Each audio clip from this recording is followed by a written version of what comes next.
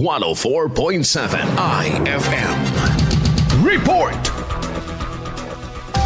Samantala mga idol, madako po tayo sa Alaminos City. Implementasyon naman ng Hapag Barangay Project in Inspection. Para sa detalye, panoorin sa ulat ni Idol Intern Adrian Manalo. 104.7 IFM. Report! Sumailalim sa ika-4 na balidasyon ng Department of Interior and Local Government ang implementasyon ng Hapag Barangay Project sa Alaminos City.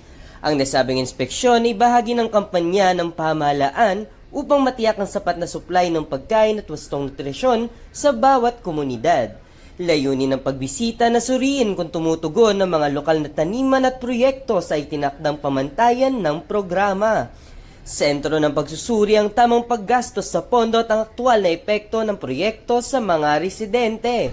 Siniguro ng tanggapan na hindi lamang nakatayo ang mga hardin, kundi aktwal na napapakinabangan ng mga pamilya sa barangay ang mga sariwang ani. Nagpasalamat ang tanggapan sa kooperasyon ng mga opisyal na barangay sa pagpapatupad ng hapag.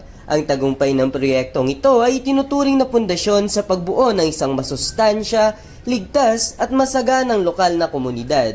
Kasama mo mula rito sa IFM News Dagupan, ako si Idol Intern Adrian Manalo, Tatak, IFM.